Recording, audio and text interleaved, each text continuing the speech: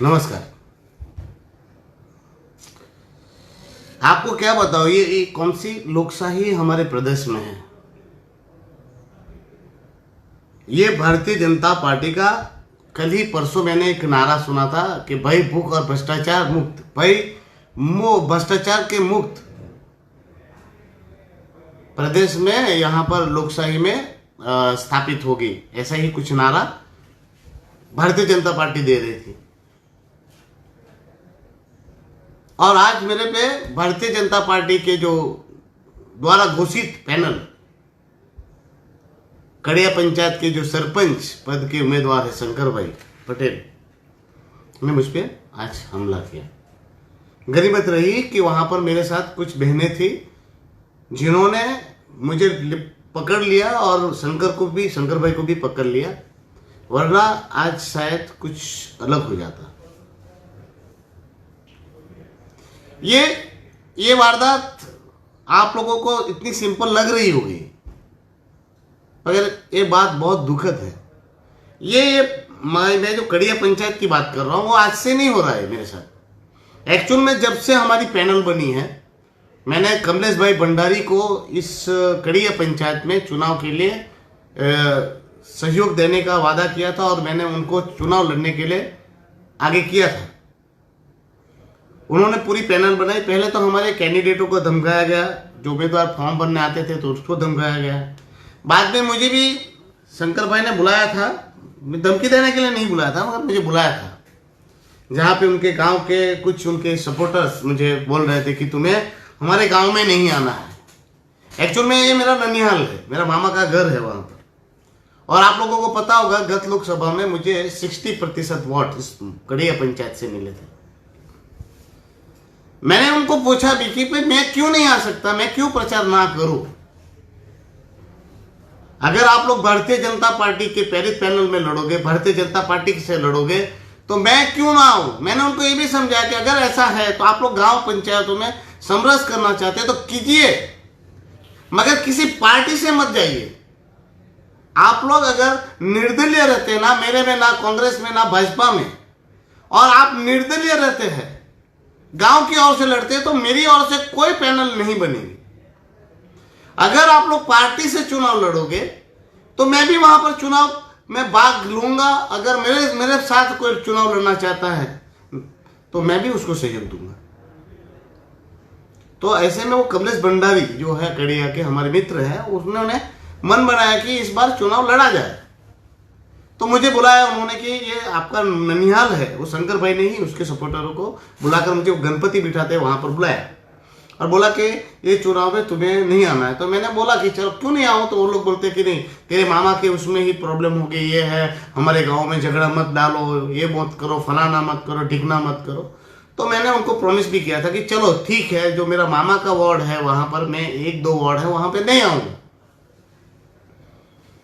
अब ये हुआ कि पूरा माहौल जो है वो शंकर भाई और भारतीय जनता पार्टी की जो पैनल है उसके अगेंस्ट में चल रहा है। मैंने मेरा शेड्यूल बनाया था आज मेरा शेड्यूल था जिसमें मेरा प्रचार दौरा था कड़िया में। जैसे मैंने बोला था वैसे मैं गांव में गया भी नहीं।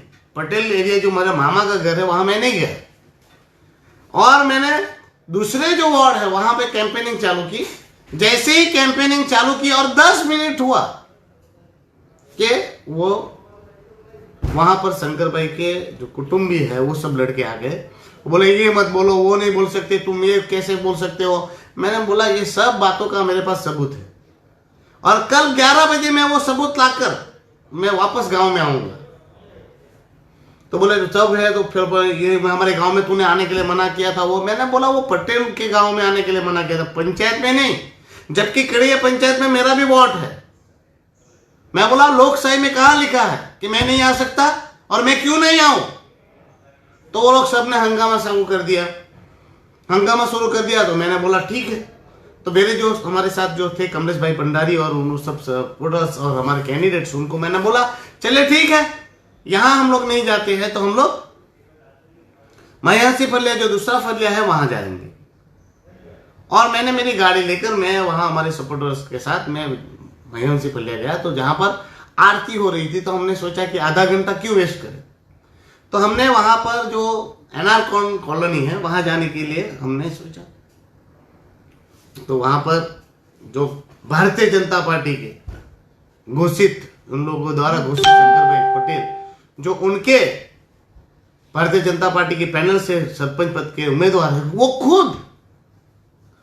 खुद आए गाड़ी में और गाड़ी खड़ी की। मैं 8-10 बहनें थी, 2-5 लड़के थे।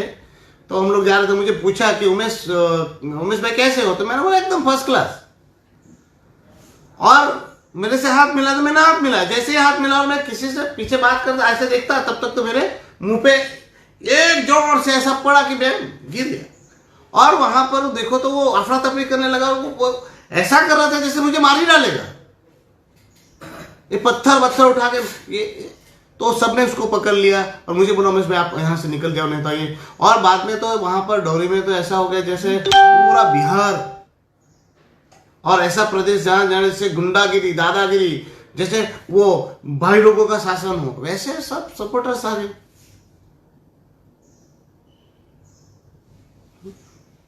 तो ऐसे चुनाव लड़ेंगे भाजपा। जब सांसद लालू भाई पटेल वही दौरे में वो गांव गांव घर घर जा सकते हैं, तो उमेश पटेल क्यों नहीं जा सकता है? ऐसे चुनाव लड़ेंगे हाथापाई से, मारामारी से। जब आपके पास मुद्दे नहीं रहे तो आप लोग मारोगे, धमकाओगे। इसका मतलब है प्रशासन ने पूरी खुली छूट दे रखी है इनको गुंडागिरी कर देने की। और एक भी बात कह रहा हूं, पुलिस का पूरा सहयोग मिला मुझे। वहां पर जो लीलाधर साहब है उसने मुझे पूरा सहयोग दिया। उसने पूरा आश्वासन भी दिया कि तो आप चिंता मत कीजिएगा, पूरी कानूनी कार्यवाही होगी। बोला उन्होंने बेचारे। और वो मेरा मामा भी है लगता है, ऐसे देखा जाए तो शंकर मेरा मामा है, क्योंकि वो मेरा ननिहाल है, मैं वहां पर बड़ा हुआ हूं। पर मारने डायरेक्ट मारामारी की सर और कोई विकल्प नहीं होता है क्या? और यही नहीं, मैं जहां जहां जा रहा हूं भारतीय जनता पार्टी के सामने लड़ने के लिए, वहां सारे लोग इसी प्रकार मुझे डराने और धमकाने की कोशिश कर रहे हैं।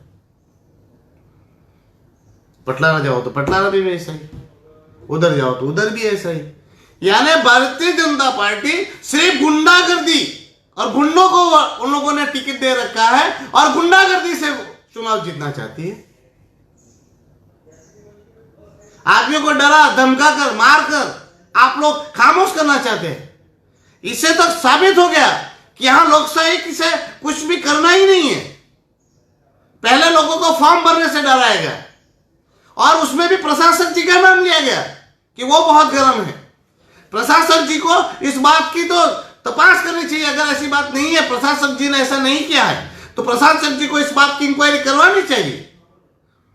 कैसी बातें, गलत बातें किसने फैलाई है?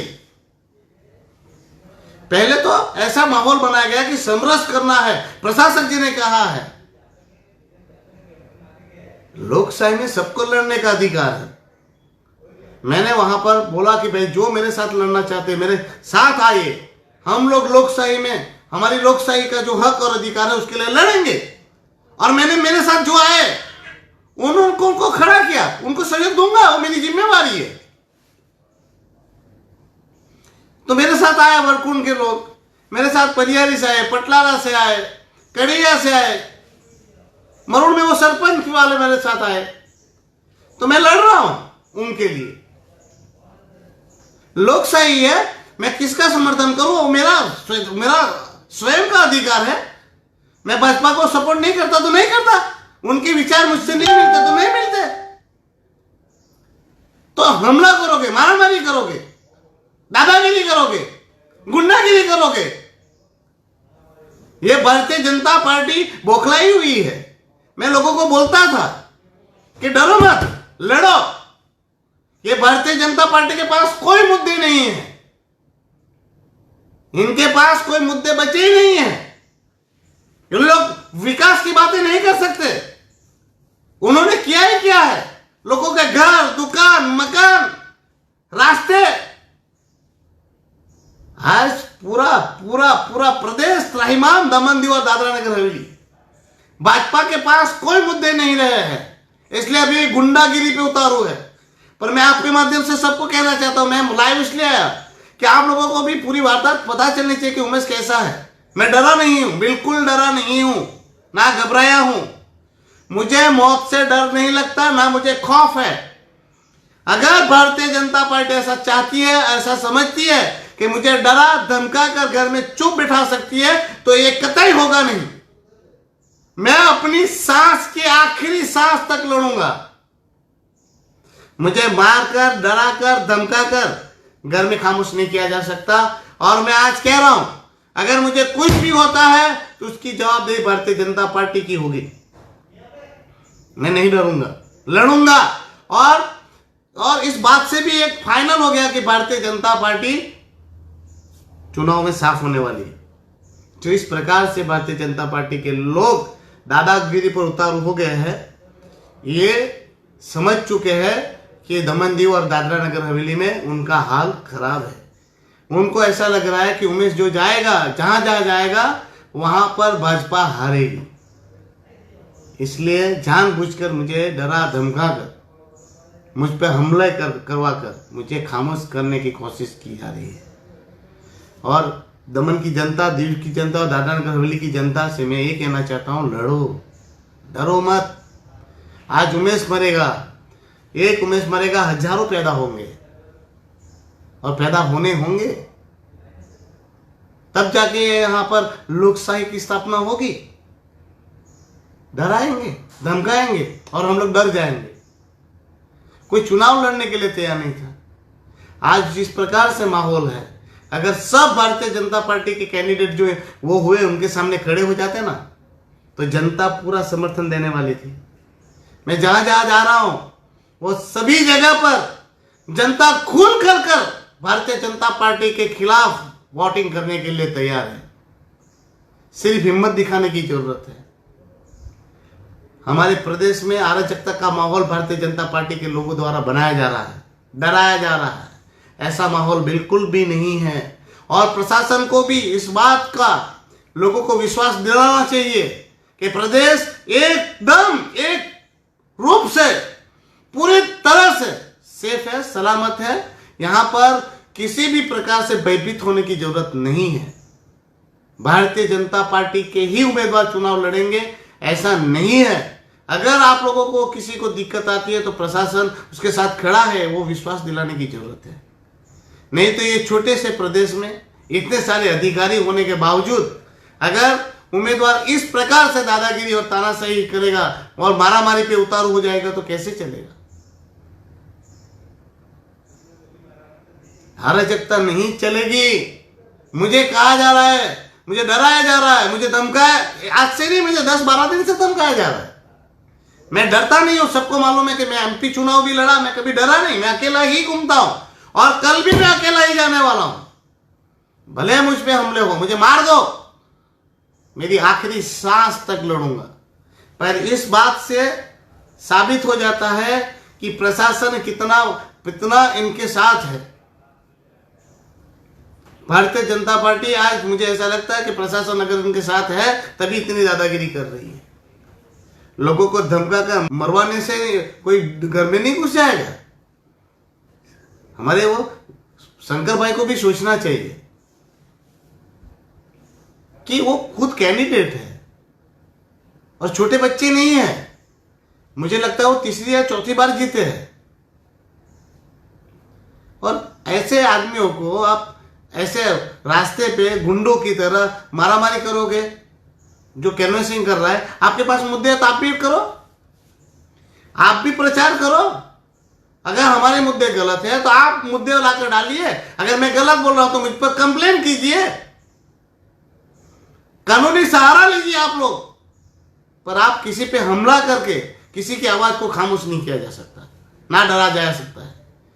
और एडमिनिस्ट्रेशन को इस बात की संज्ञान लेनी होगी कि इस प्रकार से असामाजिक तत्व किसी पर हावी नहीं हो सकते। किसी को डरा और धमका कर नहीं रखा जा सकता। अगर प्रशासन को यहां पर सलामती से चुनाव नहीं करवाना है तो एक काम करें, प्रशासन कल बोल दे कि भारतीय जनता पार्टी के सामने जितने लोग खड़े हैं वो सब फॉर्म खींच ले और हम लोग फॉर्म खींच लेंगे। कल अगर प्रशासन की ओर से एक प्रेस विज्ञप्ति जाहिर करवा दो कि यहाँ पर भाजपाई और भाजपाई गुंडों का ही शासन चलेगा और यहाँ पर लोकशाही में सिर्फ उनका ही अधिकार है।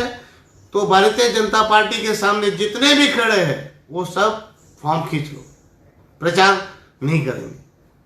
प्रशासन कर दो ये काम। पहले फॉर्म भरने से डराया गया, फॉर्म खींचने के लिए प्रेशराइज किया गया, अब चुनाव में प्रचार करने से रोका जा रहा है। बोलो, और सबके सामने है बातें। फॉर्म भरने से रोका गया वो भी सबके सामने है, फॉर्म खिंचवाने के लिए दादागिरी की गई वो भी सबके सामने है, और आज ये साबित हो गया मुझ पे हमला हुआ वो। यानी सारी तरह से, पूरी तरह से लोग इस प्रकार से टूट पड़ेंगे। जो जो भ्रष्टाचारी सरपंच है उनको डर घुसा हुआ है कि हमारी भ्रष्टाचार की पोल ये खुलने वाली है। 5 साल तक तुम लोग, आप लोग शांत को रहे उसमें सरपंच पद पर, जिला पंचायत पर, नगर पालिका पर। अब जब हिसाब देने की बात आई, अगर अगला आदमी सवाल पूछ रहा है तो उसको जवाब देने की जगह उस पर हाथ उठाकर उसके मुंह पर मारकर, उसको मारकर खामोश करके उसको चुप कराने की कोशिश की जा रही है। जब यही दादागिरी करनी थी तो प्रशासन के सामने दादागिरी करते। जब लोगों के घर टूट रहे थे, मकान टूट रहे थे, दुकान टूट रही थी, तब ये दादागिरी कहां गई थी? वो मर्दानगी कहां गई थी? निर्दोष आदमी पे तो कोई भी हाथ उठा सकता है। मुझे आज मारा गया, मुझे तो 5-6 बार मेरे पे तो हमला हुए। मार दो मुझे, और मरने से मैं नहीं डरता हूं। मेरी आवाज को आप तभी दबा सकते हैं जब मैं मर जाता हूं, मर जाऊंगा। मैं जब मर जाऊंगा तभी मेरी आवाज खामोश होगी, अन्यथा मेरी आवाज खामोश नहीं होने वाली। इसलिए मैं दमनदीव की जनता से विनती करता हूं कि आपके सामने ये सब कुछ हो रहा है, और ऐसे असामाजिक तत्वों को आप लोग प्लीज वोट ना करें। जितने सरपंच थे जिन्होंने तमाशा देखा था, जितने जिला पंचायत के मेंबर थे जिन्होंने तमाशा देखा था, जितने काउंसिलर थे, उस सबको इस बार विदाई दो, नहीं तो इसी प्रकार गुंडागिरी करेंगे। और गुंडागिरी सब सिर्फ हम जैसे हमारे जैसे लोगों पर करेंगे, आम जनता पर। जहां बोलना होगा वहां पर तो मुंह में टैप मार देंगे, वहां तो मुंह में मग भर देंगे। जब जनता के लिए लड़ना होगा तब ये कोई नहीं आएंगे। आज लोग मुझे हाथ उठाते हैं, मुझे मारते हैं, क्यों? क्योंकि मैं अकेला हूं। आज मैं अकेला हूं इसलिए मुझ पे हमले होते हैं, क्योंकि मेरे साथ कोई नहीं है। ये चुनाव मैं नहीं लड़ रहा हूं, मैं जनता के लिए लड़ रहा हूं। जब मुझे पता चला कि समरस करके दादागिरी करेंगे तो मैंने सबको खड़ा किया। हाँ, जब मैं लड़ रहा हूं, मैं अकेला हूं, इसलिए मुझ पे हमले होते हैं। इसी प्रकार खामोशी से तुम लोग देखते रहना जब तक मैं मर जाऊं। 3 बार हमले हो चुके हैं, और शायद 4-5 दिन में मेरे पे और भी हमला होगा। मैं मर जाऊंगा तो भी आप लोग इस प्रकार खामोश रह के तमाशा देखना, मेरी मैयत में मत आना, क्योंकि बुजदिलों के लिए मेरे लिए कोई जगह नहीं है। ना मेरे जनाजे पे, मेरे मैयत पर आप लोग फूल चढ़ाना, ना यहां कोई श्रद्धांजलि देना आना, क्योंकि आज मेरी नहीं, आज लोगों की हार हो रही है। आज मैं अकेला हूं, मेरे साथ कोई नहीं है, इसलिए मेरे साथ ये सब हो रहा है, और जनता देख रही है। मुझे दुख होता है कि मैं किसके लिए लड़ रहा हूं। मेरे साथ बार बार ये होता है, और जनता खामोशी से सब देखती है। मैं क्यों लड़ रहा हूं, किसके लिए मर रहा हूं। कोई बात नहीं, आप लोग यही प्रकार से देखना, तमाशा देखना, और मेरी मैयत हो जाए तो मत आना भाई साहब। और किसके लिए लड़ना है मुझे, ये तो मेरा अंदर का जमीर है। मुझे तकलीफ होती है, मैं देख नहीं पाता, किसी से होते हुए अन्याय और अत्याचार को मैं देख नहीं पाता, इसलिए मैं लड़ता हूं और लोगों को ऐसा लगता है कि मैं इसमें कमाता हूं। आप लोग सुख से चैन से रहे इसलिए मैं लड़ रहा था, पर आप लोग इसी प्रकार से तमाशा देखेंगे तो देख लेना अगला उमेश कोई पैदा नहीं होगा।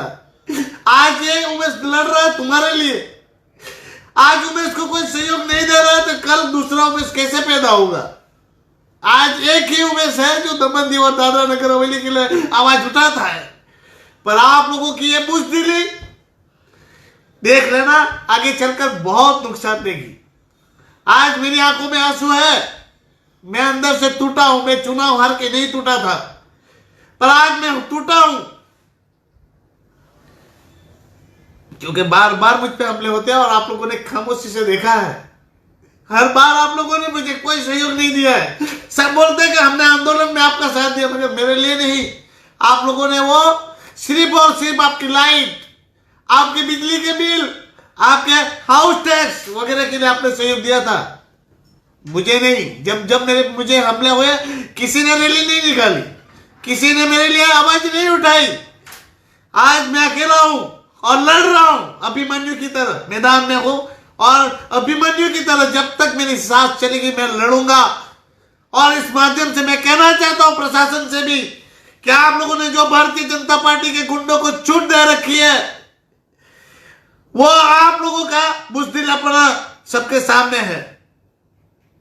मैं वहां बैठा था, उस सांसद जी फोन कर करके पुलिस वालों को इन्फ्लुएंस कर रहे थे। ऐसी राजनीति चलेगी?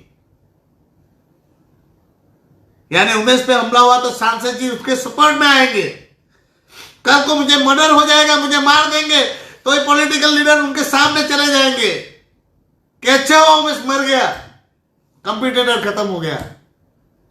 ठीक है, आप लोग ऐसे ही रहना, इनको ही वोट करना और मिले वो खा पी के डकार मारना, यही है आपके बच्चों का भविष्य। चलो एक और उमेश पटेल से सिंह की तरह। धन्यवाद। अगर आप लोगों को मेरे वर्ड से कुछ बुरा लग गया हो तो माफ करना, पर मैं अभिमन्यु के जैसा हूं, मैदान से नहीं हटूंगा, मरूंगा मगर झुकूंगा नहीं। कल फिर जाऊंगा, डोरी भी जाऊंगा, पटलारा भी जाऊंगा, परियारी भी जाऊंगा, जहां जहां मेरा आदमी खड़े हैं, जहां जहां मेरे लोग खड़े हैं जो मुझ पे विश्वास रखे हुए बैठे हुए हैं, उनके घर जाऊंगा, उनके साथ जाऊंगा। और भारतीय जनता पार्टी के गुंडों से, भारतीय जनता पार्टी से खुली चुनौती के साथ कह रहा हूं, तुम्हारे पास जितने गुंडे हैं लगा दीजिएगा। डरूंगा नहीं, लड़ूंगा, भागूंगा नहीं मैदान छोड़कर। बुज़दिल नहीं है उमेश पटेल, लड़ेगा।